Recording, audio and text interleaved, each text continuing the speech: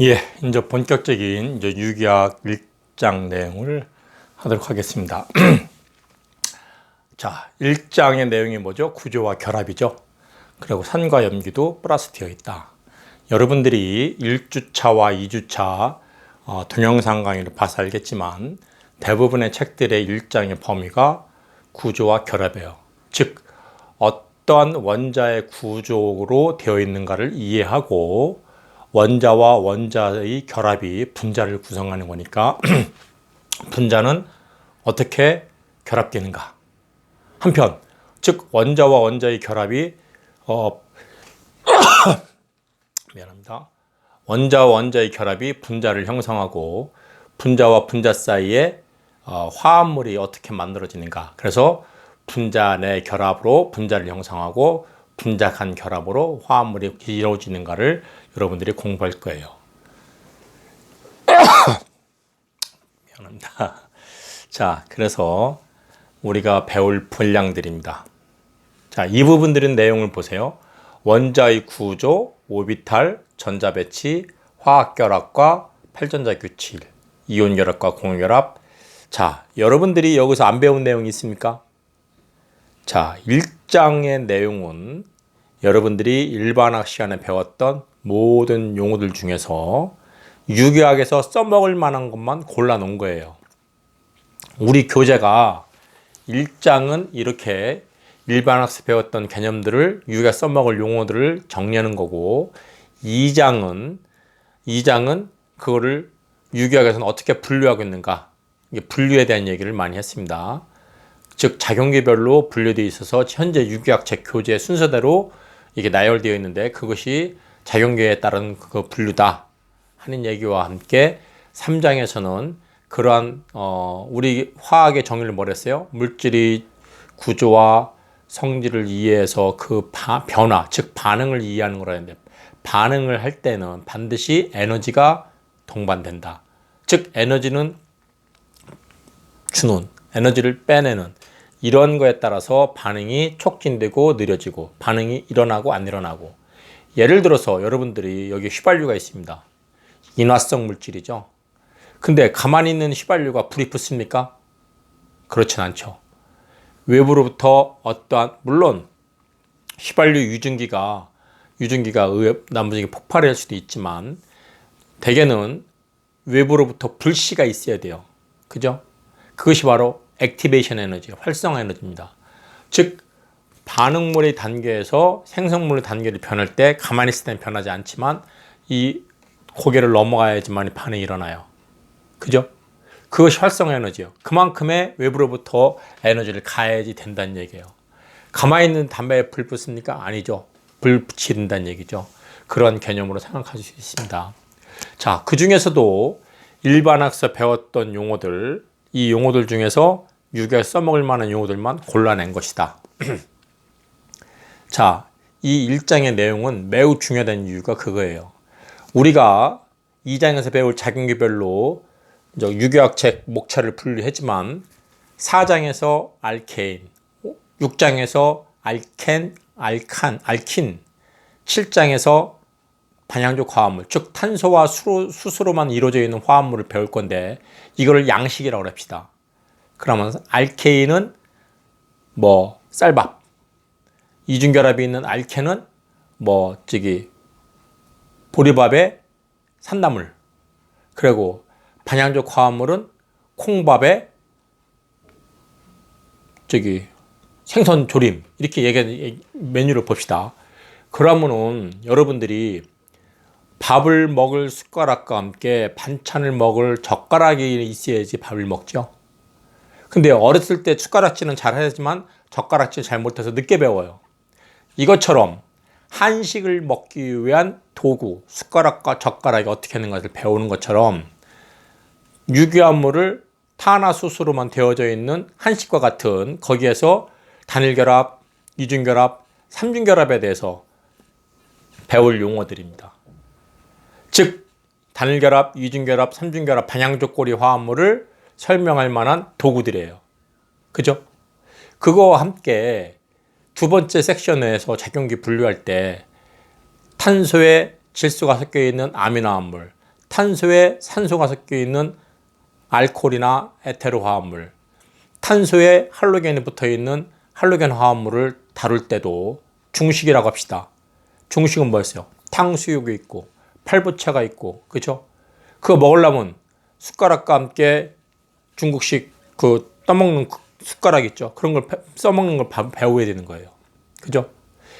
마지막으로 카본일기를 포함한 알데하이드나 키톤이나 애시드나 에스테르 같은 거는 양식이라고 합시다. 그럼 양식에는 뭐 있어요? 티본 스테이크도 있고, 파스타도 있고, 혹은 뭐 피자도 있고, 혹은 뭣도 있어요? 뭐 무슨 그 이상한 무슨 요리도 있고, 그죠? 그럼 그거 먹을 때는 뭘 있어야 돼? 포크 있고 나이프 있어야 돼요. 그럼 포크하는 질하는 방법, 나이프질하는 방법을 배워야 돼. 그게 도구야. 이게 바로 카본일 화합물을 썰어 먹을 도구들이에요. 결국에 여러분들은 유기학을 할 때 1, 2, 3장에서 서론 부분에서는 이런 도구들을 배우는 거예요. 그 중에서도 1장의 내용은 일반학 시간에 배웠던 모든 용어들에 대한 개념을 다시 한번 정리해서 유기학에 써먹을 만한 것만 정리하는 거예요. 고로 여러분이 일반학을 열심히 했든 열심히 안 했든 그와 상관없이 유기학 시간에 이 부분을 열심히 해준다면 다 할 수 있다는 얘기예요. 그렇죠? 그렇기 때문에 집중해서 이 부분을 잘 공부해 주기를 바랍니다. 자, 이제 본론적으로 이제 어떤 부분들은 이제 1장에서 나오는가?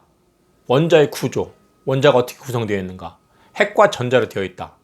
그러면 전자의 껍질은 어떤 거리시 있으며 전자가 분포되어지는 함수, 궤도 함수는 어떤 오비탈로서 표시된다. 거기에는 전자 배치를 어떻게 하는 것이 효율적이냐? 바로 한 궤도에서는 최외곽에 들어갈 수 있는 전자의 개수가 8개다 하는 8전자설. 그거에 따른 루이스 구조식을 우리는 이해를 해야 됩니다. 루이스 구조식이 매우 중요한 개념이 될 수 있죠. 이거와 함께 전자가 분포되어져 있는 오비탈, 즉 궤도함수에 대해서 배웁니다. 오비탈 뭐라고 그랬어요? 파울리레네. 그 슈리딩거의 파동방정식에 의해서 나오는 해법이 바로 이 오비탈로 표시되는 건데, 거기에 따른 오비탈이 하이브리자이제이션에 의해서 어떻게 전자 배치를 쉬프트 시켜갖고 결합이 일어나는가 라는 얘기를 따올 거예요. 그래서 시그마 결합과 파이 결합에 대한 얘기를 혼성화해서 나올 개념으로 이해하면 되겠습니다. 자, 우리가 유기화학에서 중요한 것이 반응이에요. 반응을 통하여 새로운 물질을 합성해낼 수가 있습니다. 그래야지 인간 생활에 유익한 물질을 만들어낼 수가 있어요. 그러기 위해서는 우리가 여기 전김성도라는 개념이 도입돼야 됩니다. 전자를 끌어당기는 능력인데 이 전김성도에 따라서 극성이 생기고 극성에 따라서 화학 결합이 달라져요. 화학 결합이 달라진다는 얘기는 뭐예요? 반응성이 왔다 갔다 할 수 있다는 얘기예요.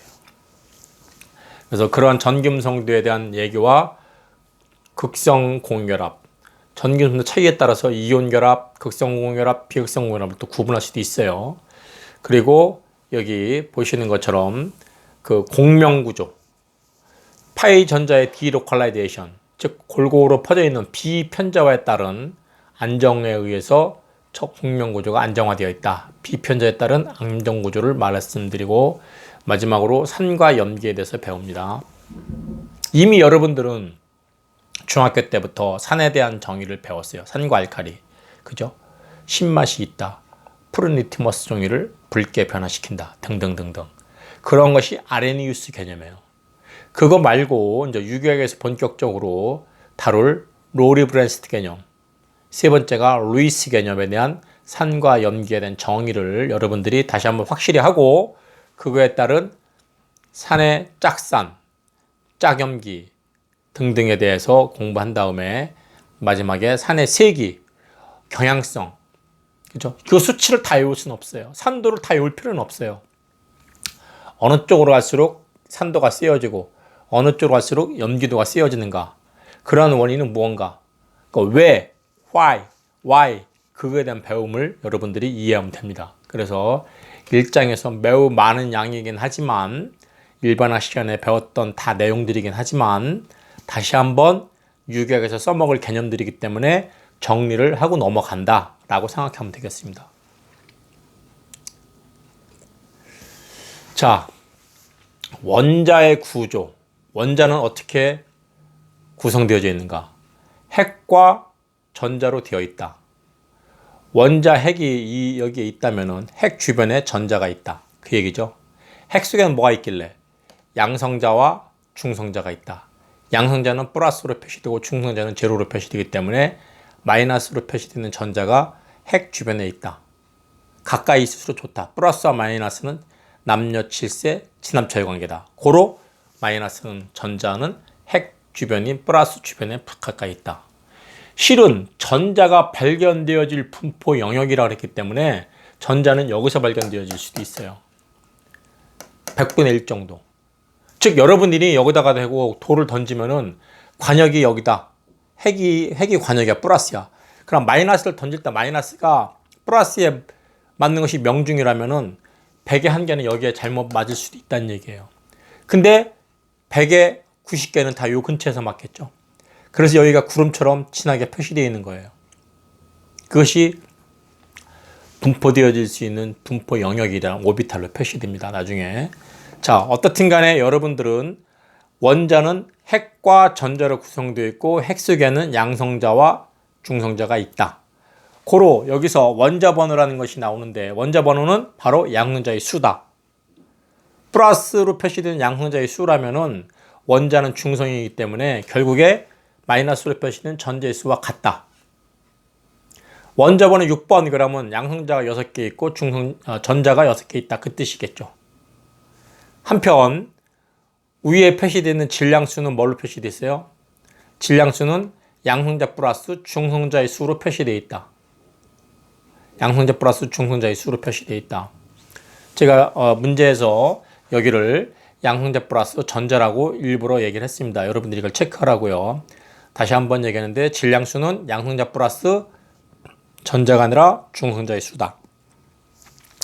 한편 원자 번호는 같으나